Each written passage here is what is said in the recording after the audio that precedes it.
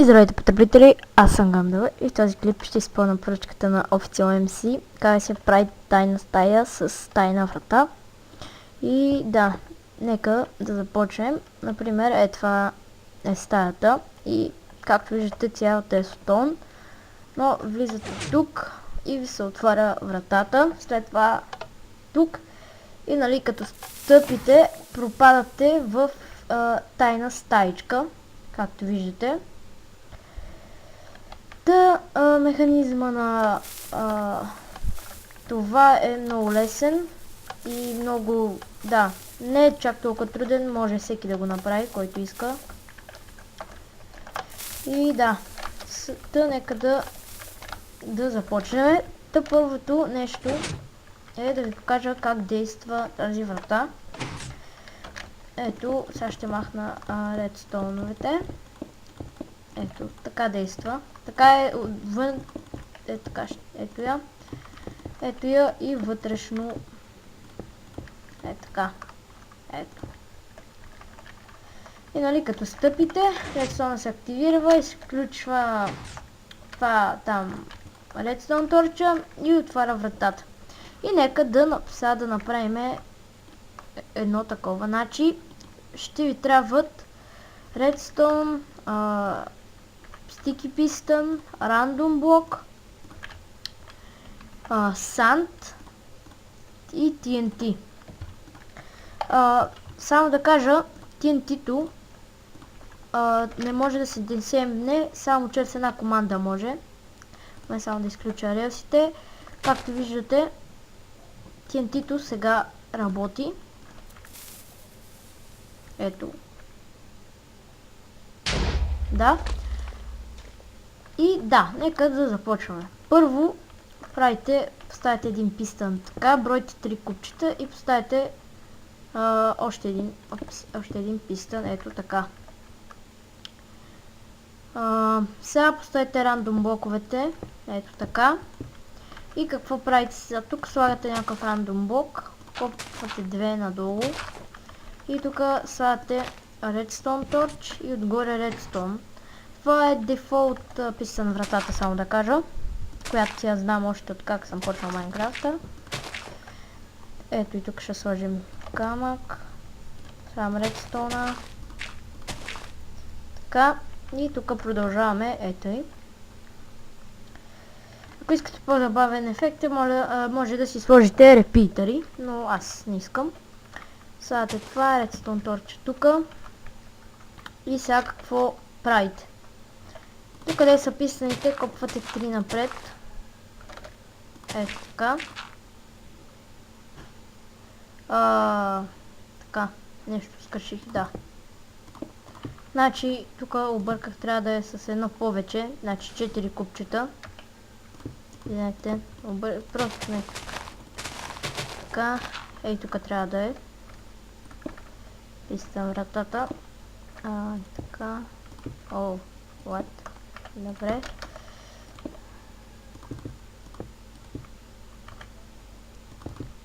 Момент само така. И тук ето е.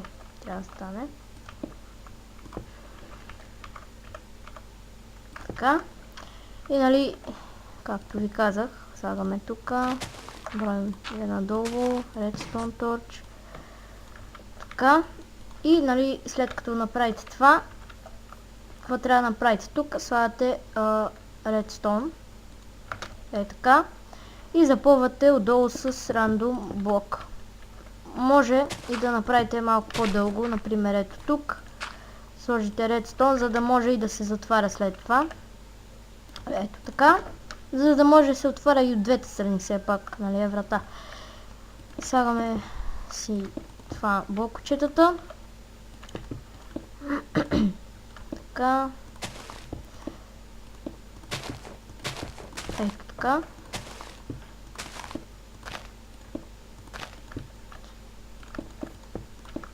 И нали, закривате си пистаните и всичкото, за да не ви се разоблечи, разбира се, капана. Но аз няма да ги закривам, за да ви покажа как функционират. И ето, първо се отварят.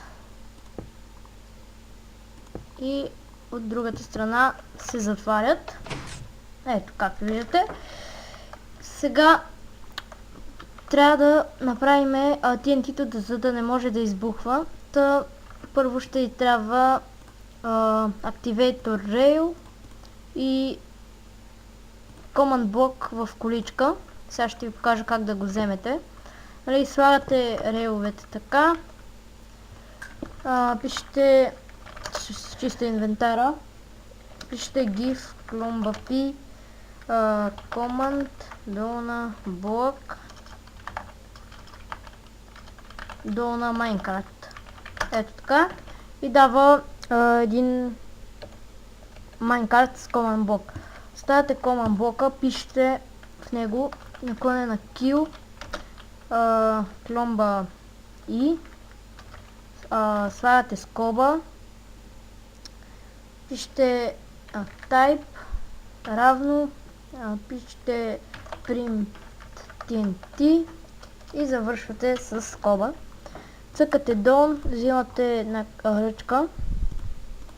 Може, разбира се, това го направите някъде далече от вашата врата, но аз го правя тук. И активирате Redstone рейлсата. Сега, ето вижте, TNT-то не може да избухне.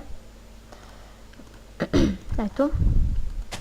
Слагаме и изписва Killet Block of TNT. Сега, например, ето тук ви е стаята. Сега ще направим една малка стая. Ще бъде 4 на 4. Да не се данявам. Така.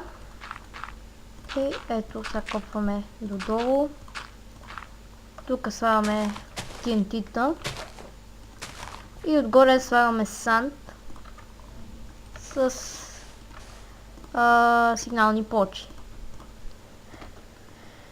Слагаме сигналните плочи и нали, като се задейства, TNT-то долу се премахва и ви пускат долу в някаква стаечка. Разбира се, вие ако сте на сервера, може да си я направите много по-надолу, но аз съм на Plot World и не мога.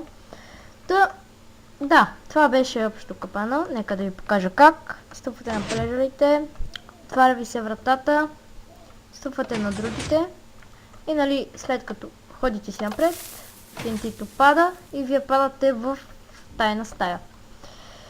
И това беше офицел. Надявам се урокът да ти е харесал. И да, чао!